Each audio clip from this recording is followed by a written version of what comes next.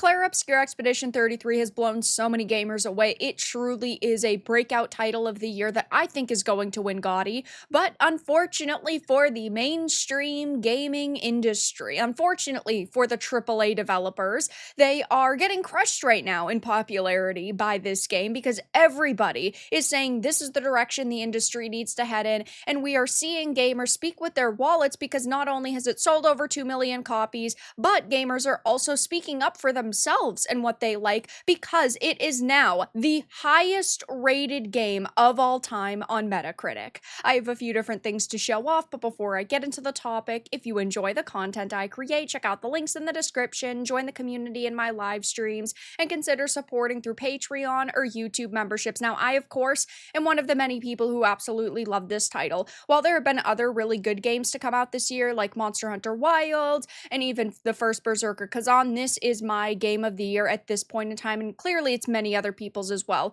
It has such an amazing story, great characters with so much depth. They feel like they actually are human because they have so many different flaws and different elements to their personalities. You, of course, have such awesome world building. It overall is a spectacular experience, and, well, gamers are more than happy with what they've played so far. Now, we do know that this was a day one Game Pass launch, so we do not have the Game Pass numbers. One would assume that those are also pretty good, but when it comes to copies sold, which of course, even if a game is on Game Pass, developers still need individual copies to sell because that's how they make their money. In 12 days, it has crossed over 2 million copies sold. Now, of course, if you compare this to like a Grand Theft Auto, right? 2 million copies isn't a lot, but when you are considering that this is a AA game made by ex-Ubisoft developers who got bored of their jobs and just wanted to create something new and fun and original, this is absolutely phenomenal for them.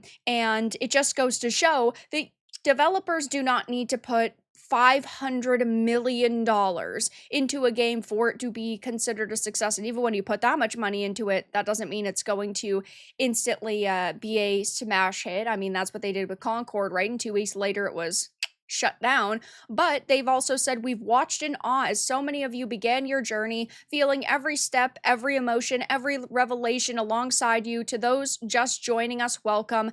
Tomorrow comes, and of course, gamers are so happy to see this success for Sandfall, saying things like, nice, this is awesome, I can't stop playing it, game of the year right here. You've got Gestrels dancing for those who come after Ubisoft right now. Tony Stark was able to build this in a cave. French studios are doing some heavy lifting right now, and then it's like Expedition 33, A Plague Tale, Greedfall. There are images of like Heavy Rain and Call of Cthulhu, so slightly older games here. And yeah, I definitely agree that French developers have created some really good content in the past. Now, I think that Expedition 33, to be honest, is leagues above any of the games on this list, but some of these are still pretty good nonetheless. Easily one of the best games I've ever played.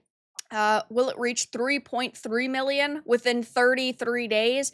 That would be awesome. Well-deserved, a masterpiece. When's the DLC coming out? I'm not going to spoil this story for anybody. After finishing the game myself, I did live stream a full playthrough. I don't think that it should get DLC.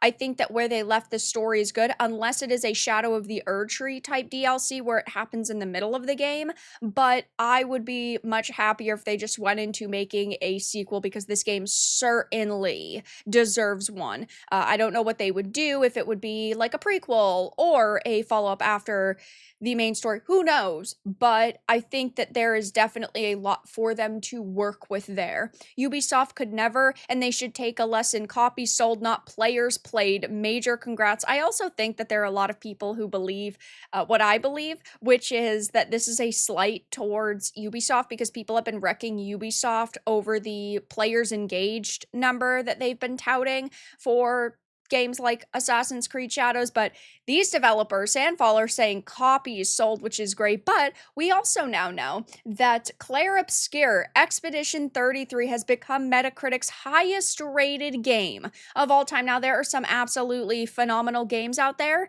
Do I think that this is one of the best games I have ever played? Yes.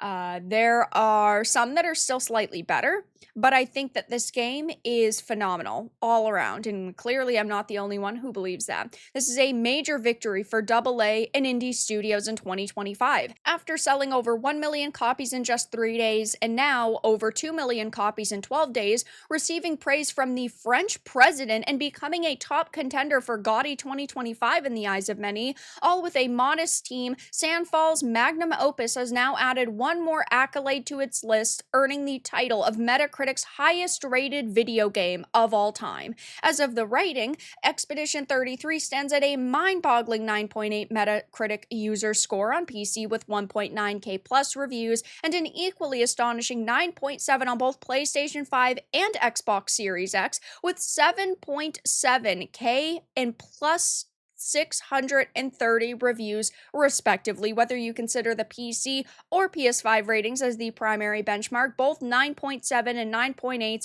are the highest video game user scores ever recorded, surpassing legendary GOAT titles like Ocarina of Time, Baldur's Gate 3, The Last of Us, Half-Life 2, and Heroes of Might and Magic 3. Now, again, I think that there are games that are still slightly better in my opinion, but we are talking about 9.5 to 10s here. We are talking about games that are perfect in nearly every way, shape, and form. You can't get much closer to perfection here. Though it doesn't carry the same flair as the player score, the game's ratings, according to game journalists, are still impressive and currently stands at a 92, making Expedition 33 critics' most acclaimed game in 2025 so far. And over the weekend, the greatest non-J JRPG also shattered its own record for concurrent Steam players, reaching an all-time peak of over 145,000 users, and this milestone places Clair Obscur Expedition 33 as the 9th best performing Steam title of 2025, surpassing major AAA titles like Civ 7,